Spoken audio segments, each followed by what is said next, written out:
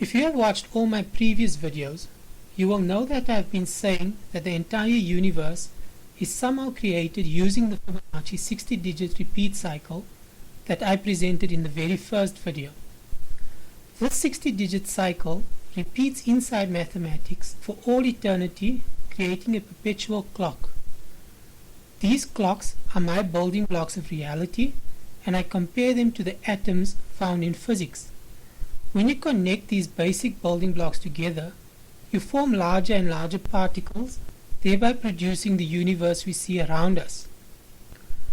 Up to now, this has all sounded largely philosophical and spiritual, and if you knew anything about physics, you would probably write all of this off as insignificant because it has nothing to do with particle physics.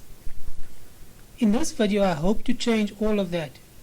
I must admit that I do not have all the answers just yet, but I hope that this video will get the ball rolling.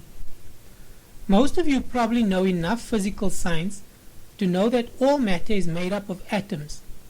At first it was thought that atoms were the smallest building blocks of the material world, but science has delved even deeper and found that atoms are made up of even smaller particles like protons, neutrons, and electrons. It doesn't stop here either.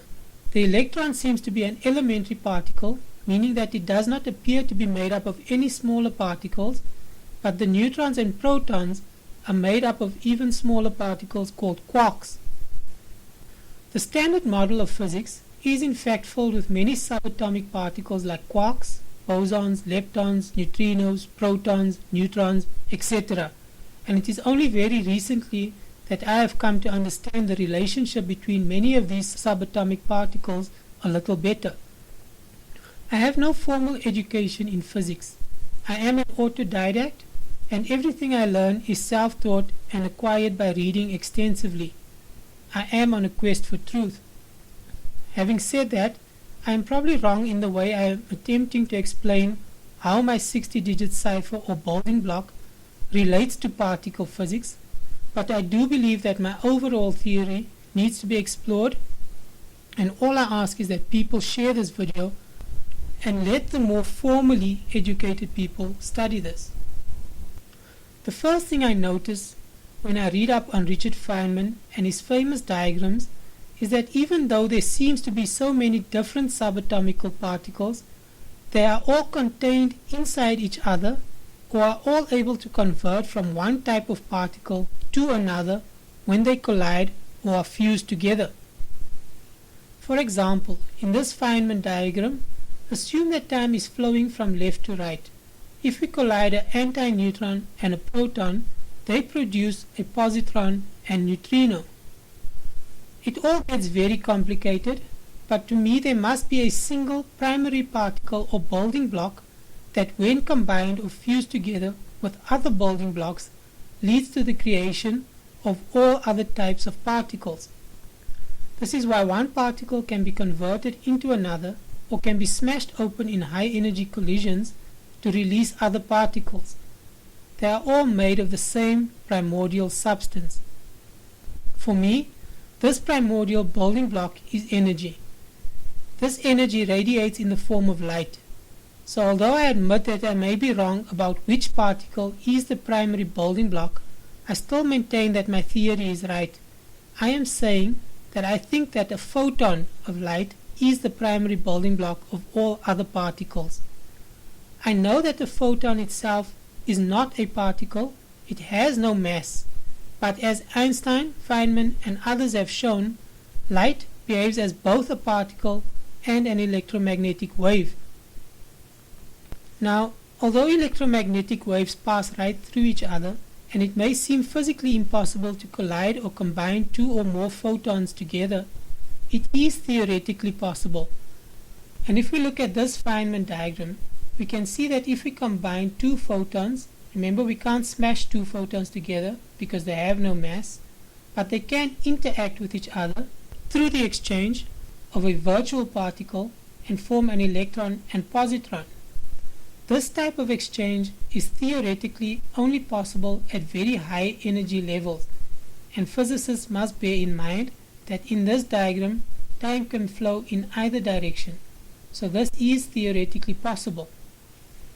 I have been saying all along that the universe has no size and really only exists in time.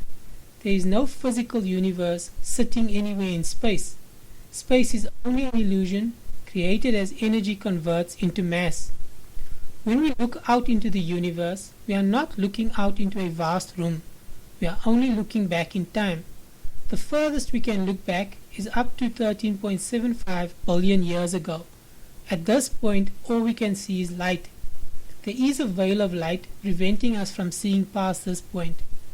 I believe that at that time, photons of light, radiating in waves, were able to interact and transform into heavier, or rather more massive or substantial particles. That is all that these other particles, like quarks and neutrons and protons, are made of. They are simply photons of light that have interacted and become fused or linked together to form larger particles that now move slower than the speed of light. Remember, a photon has no mass and moves at the speed of light.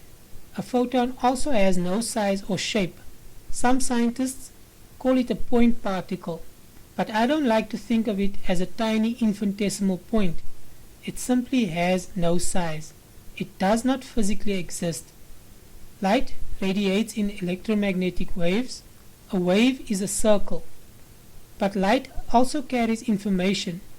I believe this information or data is numbers and can exist purely in the form of mathematics.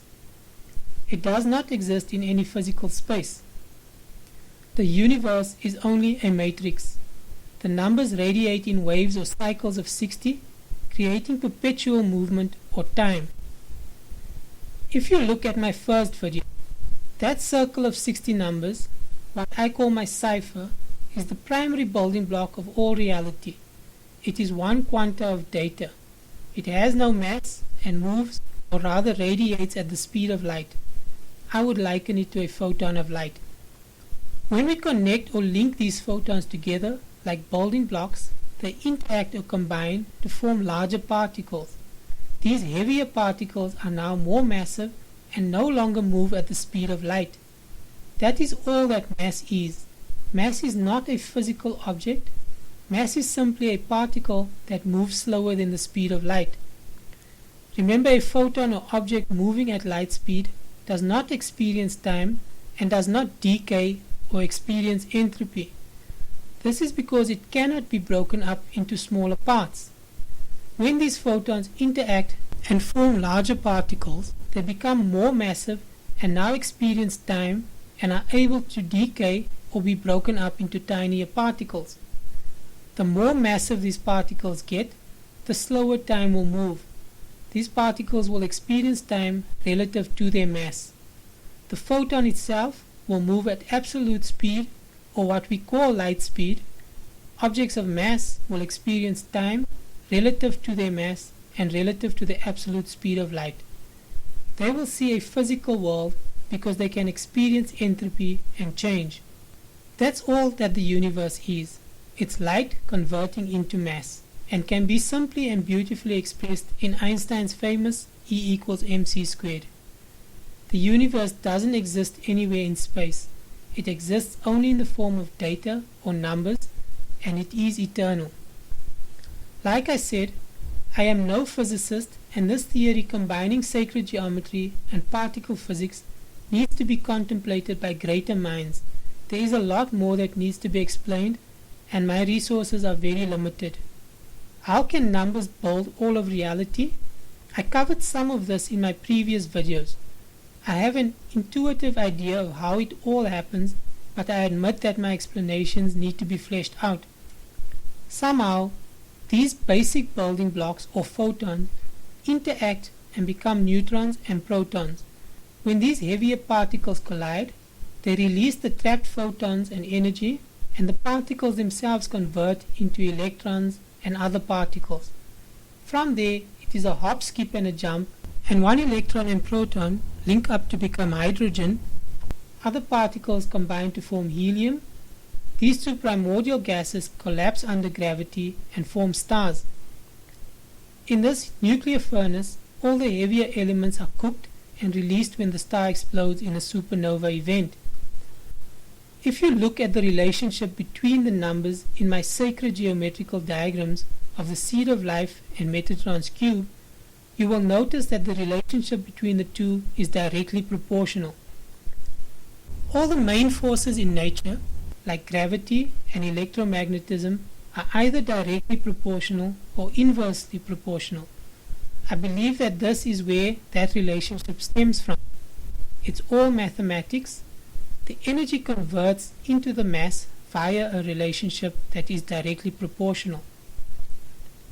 When we look at string theory, we find that string theorists are convinced that there must be 10 dimensions to space. They say it's actually 9 space plus 1 time, which gives 10 dimensions. I say that there is really no space. The universe only exists as data in the form of numbers. String theorists are right in the sense that there are 9 numbers with numerical value, counting from 1 to 9, and one circle of time being the 0. The illusion of the physical universe is built using these 10 digits, 9 numbers plus the circle of time. I will try to explore all of this more in my next video, and I know I said I would tell you why the universe exists. It's just that all of this came up and I had to contemplate all this first. I feel like I am being guided by some intelligent force, and all of this is being revealed to me exactly as I am presenting it to you. My theory combines elements of sacred geometry, particle physics, gravity, spirituality, string theory, and even holographic theory, and I truly believe it is the beginning of a grand unified theory. It may need a lot more work, but this really could be the answer. All I ask is that you share it so that smarter people may study it. Before I go, can I just mention that there are 118 elements on the periodic table? I believe that this is because there are 60 digits in the cipher or building block. 2 building blocks can only combine or interact in so many ways before they start to fully fuse or merge and become one circle or totally annihilate each other out. Also, the cosmological constant in the vacuum is 0 up to 120 digits. This is a very big deal to people studying cosmology. Why does it change at 120 decimals? Once again, I believe that this is because there are only 60 digits in the cipher. Those 60 digits don't really start to repeat until we get to the 120th place. After this point, it repeats into infinity, because now you have a complete cycle. Thank you so much to everyone helping me share this. I know I am delving into matters which are way over my head, but I believe that knowledge is power and that we are all equal. Nobody is better equipped or more entitled to search for answers than anyone else. This universe belongs to all of us, and we all have something to contribute.